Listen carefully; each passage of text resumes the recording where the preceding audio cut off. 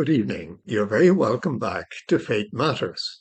I'm David Hennessy. It's great to have you back again. My guests today are Michael and Anna Marie Rourke. You'll remember, because I certainly know from your feedback, that a few weeks ago I interviewed their son. Their son was a very bright young man, successful at his job, with a very bright career ahead, but making money. He got into drugs, first what people call recreational drugs, but by the time he was 25, he was a heroin addict and sleeping under a bridge. Can you imagine that that man is now a priest? Now that is a miracle. That is a miracle of the wonders of God. But the wonder of God was expressed by two very special people. And I have those people with me today. That's Michael and Anna Marie, the parents of Father Michael Joseph Rourke. Michael and Anna Marie, you're very welcome. Thank you for having us. You're way across the pond, as they say. I wish you were right here. You're caught in the snow. I'm caught in the rain. So the weather unites us in spirit. Yes. I would love to ask you to tell your story, wherever Easy. you start, wherever you'd like to start, and whoever would like to start, from the beginning or... Well, we could start when we met, I guess. We met in Los Angeles, California in 1982. Yes. We met and through mutual friends, and our courtship was very brief. I think we were married within 6 months. Mm-hmm. Yes. And Michael already had a son from his first marriage, who is our eldest son. His name is Kevin. And Kevin currently lives in Portland, Oregon. He's our eldest, and Kevin is now 48. Well, tomorrow he's going to be 48. Yes, tomorrow is Kevin's birthday. He's our eldest. And he was 4 when we got married. Yes, Kevin was 4 when we got married. And then about 13 months after we were married, we had Michael Joseph. And then 21 months later, we had our youngest child, and his name is Adam. Currently, Father Michael Joseph lives in Pennsylvania, and our youngest son, Adam, lives in Milwaukee, Wisconsin, which is where we currently reside, in Milwaukee, Wisconsin, which is not close to where we met in Los Angeles, that's for sure. We met in Los Angeles, we got married, and I lived in Los Angeles, and Michael had come there to visit a friend, a mutual friend, and that's how we met. And we were both Lutheran at the time, and we were very faithful Lutherans, very involved in our churches, got married in the Lutheran church. I had our children baptized in the Lutheran church. And we were very happily involved in our churches until about the year 2000, I would say. That's when we started. Yeah, and then at that point, we still loved our Lutheran church, our faith. We were very committed to our faith. We just felt that there was something missing. It was getting, I don't mean to, I'm not critical of the Lutheran church at all. I love it. They taught us to love Jesus and that Jesus loved us. But we felt that there was something missing. It was a little, I don't want to use the word boring, but there definitely was something missing, and we wanted to go in search of what was missing. So we thought we would explore all the different denominations. And the first denomination that we went to happened to be a Catholic parish. And the reason we chose that one was because it was closest to our house. And the priest we happened to know socially because he lived across the street from us. So we went to that church first. And that was the last church we ever went to, was the Catholic church. Yeah, our search ended with Yes, we went there, and it was a Friday night in Lent. It was Stations of the Cross, and I immediately fell in love. And as it turned out, my husband fell in love again. He had been raised in the Catholic Church. So when he went in and it was Stations of the Cross, he remembered the feeling from his childhood. So why don't you talk about your childhood a little bit? Well, a family of 5 children, mother and father. My dad passed away at the age of 37 when I was 6 years old. So it was a difficult life for my mom and 5 kids at that point, ranging in age from 2 to 9. But we managed to get through it and bear with it. We went to Catholic school. My brother and I were altar boys for a long time. And as is not untypical, after confirmation, we drifted away. And the church just didn't seem in my later teen years and early 20s that it was that important. As it turns out, I went along with, the Lutheran faith. And when we met and we were married in it, everything was just fine. But then, as Annie said, there was a hole, there was something that was just missing. And so we just went on a search and we started reading a lot. And after that Friday night of Stations of the Cross, it was like muscle memory. It all came back to me immediately. And so we went to the local Catholic bookstore and started buying books and reading and listening to Catholic radio. And Catholic radio was huge. Yes, it was. In our conversion. Yeah. And we learned so much on Catholic radio. Yeah.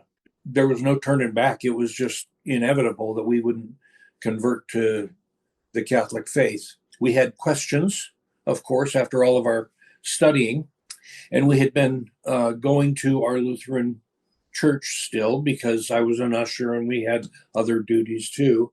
And then we also had visited that Catholic parish several times. We had questions about it, so we contacted both Father Mitchell and Pastor Ted and said, "Can we sit down and ask you some questions?" And they said they were both very accommodating. So we went ahead and met with them. Pastor Ted was very, very good about answering our questions. One thing that he did say at the end of the conversation that I still remember to this day is he looked right at me and he said, "You do realize you've been Catholic all along." And I said, "And hopefully someday you will be too, Ted." But then we went and we met the next morning with Father Mitchell. Again, very accommodating, answered all of our questions to our complete satisfaction. And then we asked him if we could get the wheels moving in order to convert to Catholicism. And this was after Easter, so it was the in between RCIA times. But Father tested us because he told us, he says, "With all the reading you've done, you probably know as much as any Catholic sitting out there in the pews right now. But what I'd like to do is examine you, and we'll see if we can dispense you from the class and get you into the church right away." So we did that. We set a date for our marriage to be convalidated. And so on a Saturday morning But you know what? I hate to interrupt. Oh, sure. But you had to have your first marriage annulled. Yes, that's true. That's true. And that happens so quickly. And Father Mitchell said the only holdup is going to be having your first marriage annulled. And that is a very time-consuming, lengthy process. And by golly, it happened so fast. He couldn't believe how quickly that happened. Yeah, once he submitted it, it was less than 30 days, and he got the annulment, order of annulment. That's extraordinary. That's extraordinary. And that's exactly what Father Mitchell said. Yeah. He said, "I have never seen one move this quickly." Mm-hmm. So I don't know who you know. We don't know anybody. But then we set the date for, my wife had been going this entire time to daily mass. Yeah, after that first visit at that Stations of the Cross, that very next day, I became a daily Mass attendee. Of course, I wasn't receiving Holy Communion, but I became a daily Mass attendee. Yeah. I was just so drawn to it. And I absolutely loved it so much. Me and my border collie went to daily Mass every day.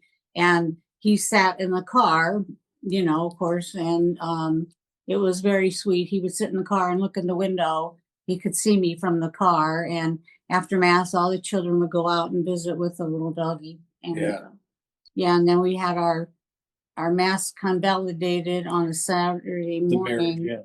And all three of our boys came. And at this point, I was a little bit oblivious, had no idea that one of our sons were in trouble. May I ask you a question? Certainly, please do. Yeah, I'd like to. When you were looking around for another church, you felt a bit dissatisfied. The Lutheran Church didn't fill you, didn't satisfy you totally, although you loved it and had given you so much. Yeah. But what books did you study? You said you studied books. What did you study? And that's the first question. And the second question is, what were the questions you had to ask Father Mitch and the other father? Oh, our questions were kind of like, a lot of it was around the Eucharist and Mother Mary, of course. The Eucharist, Mother Mary. Now, I never had a problem accepting the queenship of Mother Mary. I fell in love with Mama Mary right away.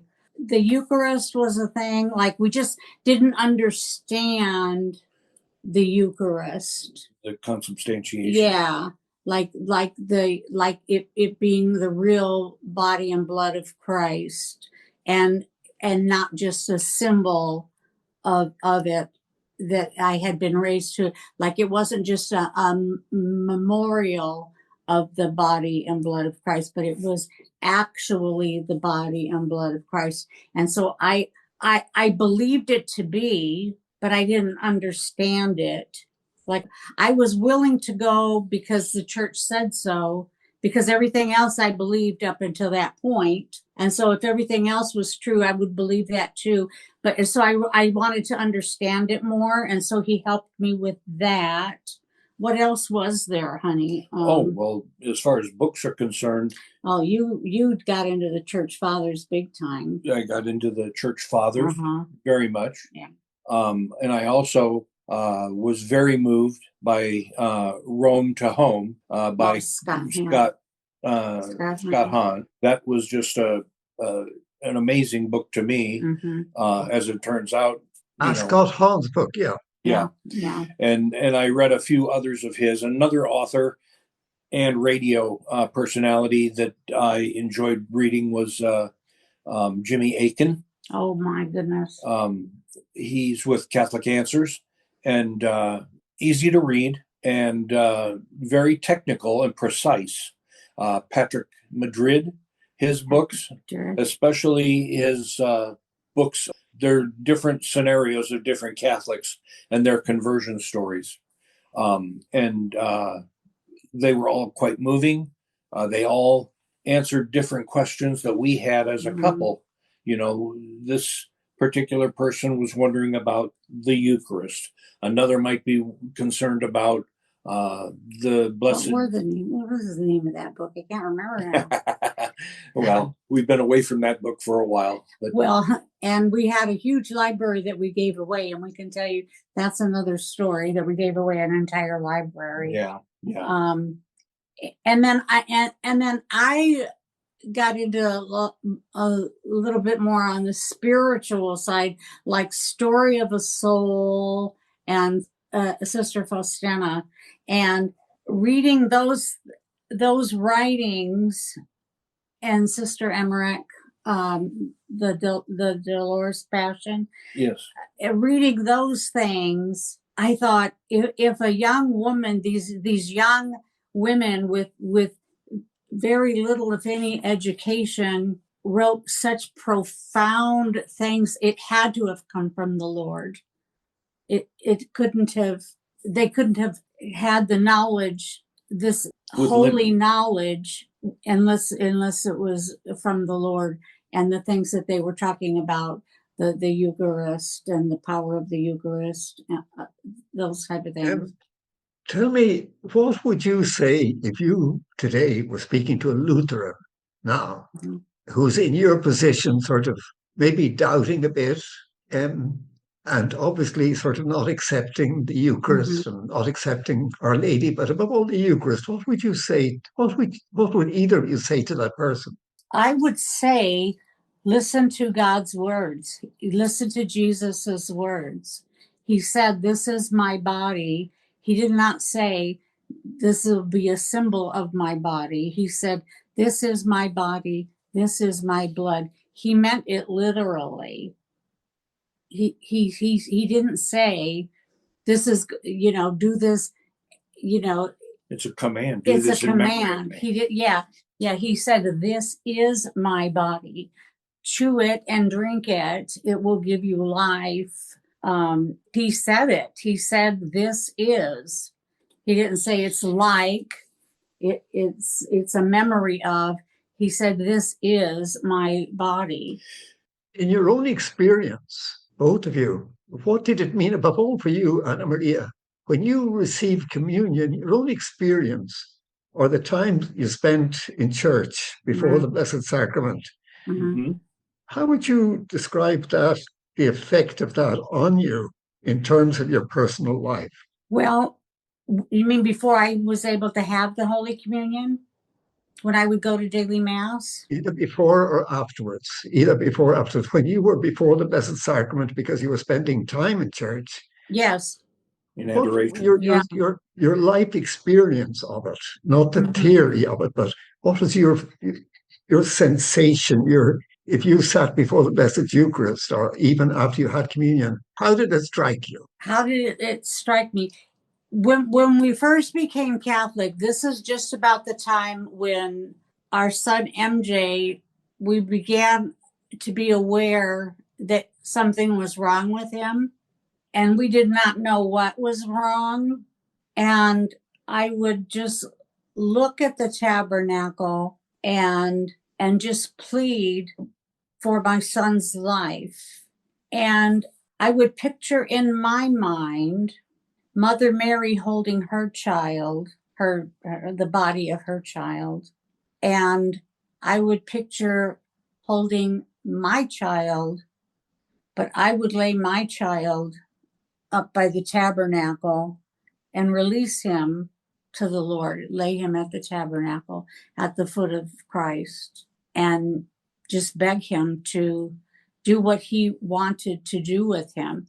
And there was a time where I was willing to accept my son's death over him being homeless and addicted, roaming the streets, being injured, being harmed.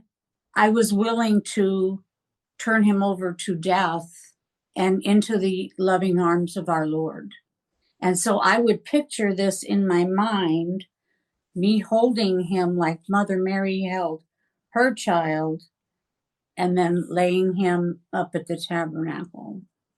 And those were the thoughts I had at adoration when we became Catholic. Yeah.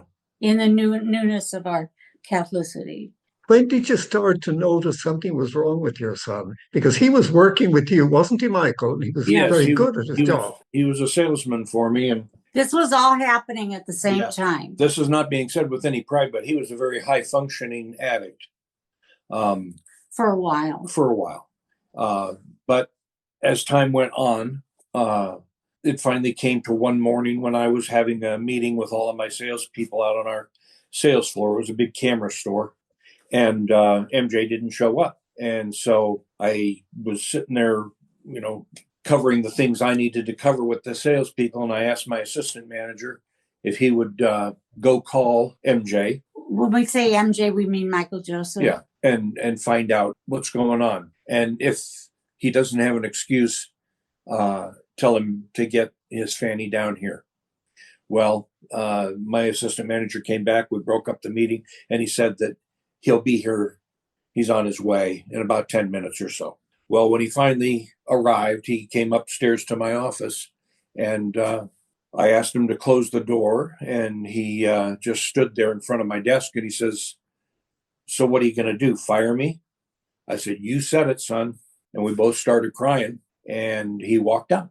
And then we had a period of time where we didn't see him. We didn't know what was going on and so forth. But then that's when I got involved in a management search for a manager of a Catholic bookstore in Milwaukee, Wisconsin. And so I saw this ad in the National Catholic Register, and it sounded intriguing to me, and I looked it up on the internet and so forth, but I didn't do anything about it until the next day when Anna Marie was in the office with me, and I showed her the ad, and she looked at it. She says, "What's a Marian Center?" And I told her, I said, "It's a Catholic bookstore." She said, "Oh, wow, that's right up your alley. Have you sent them your resume?" And I said, "Well, no, because honey, they can't pay me half of what I'm making now." And she said, "If you don't send them your resume, I will." And I said, "Fair enough." And I sent them my resume. The following Thursday, which was just a few days, I was on a plane to Milwaukee to visit the store. Visited the store on Saturday. The people who owned the store made me an offer. And after much prayer and contemplation, I agreed to it. So I just called Annie and I said, "We're going to move to Milwaukee." And she said, "Very good. I'll start packing." And then I got on a plane later that day and flew back to Portland. And the next morning, she had made up a sheet of paper that indicated what was happening, so we didn't have to go ahead and talk about it 50 different times to all of our friends at church. But Father Mitchell had gotten a hold of it. And when I went in, I was the sacristan at the 7:30 mass. And when I went into the sacristy, he looked at me and he said, "Really, Milwaukee?" And I said, "Yes." And he said, "You have a great archbishop." At the time, it was Archbishop Timothy Dolan. He said, "But boy, has Milwaukee had some real scandalous problems." And I said, "Well, I'm just taking the Lord's guidance from here." And he said, "Very good. We'll pray for you." And so from that point on, I then that evening sent my letter of resignation to my boss. And he called me the next morning, first thing, and he wanted to know exactly what it was I'd be doing. And I told him.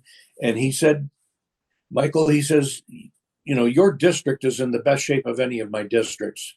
So if you want to leave right now, no problem. You can go. You have my blessing." I told him, I said, "I've got a few little loose ends I want to wrap up in a couple of stores before I go."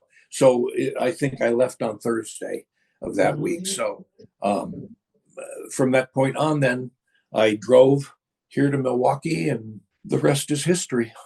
Now, I want to get back to your earlier question. You said, what would we say to someone who might be Lutheran and is questioning, and they have questions about the Catholic Church and faith?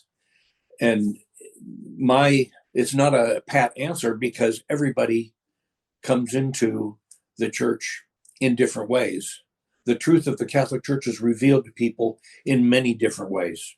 And Marcus Grodi has a beautiful show on EWTN where people who are converting, talk with him, and he has lengthy interviews.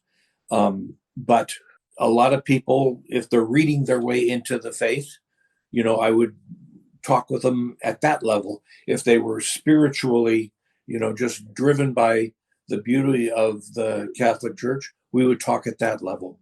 But the thing is, it's undeniably the church instituted by Christ. And our friend Martin Luther didn't arrive until 1517 or something. And while he was a deep, deep thinker, he was also very troubled in many of his theses that he nailed on that door at Wittenberg. Well, I think it's a good moment to take a break and come back. We'll come back and continue our conversation with Michael and Anna Marie, and that will be next week's program. Very For good. now, thank you very much. Thank you, Anne-Marie. Thank you, Michael. God Thank bless you. Well, that's it for today. If you would like to share this or any of our previous programs, you will find them on the audio podcast Finding Happiness on drbhennessy.com, YouTube Music, YouTube, and Spotify. I'm looking forward to having you back with me again next week at the same time. But for now, good night and God bless.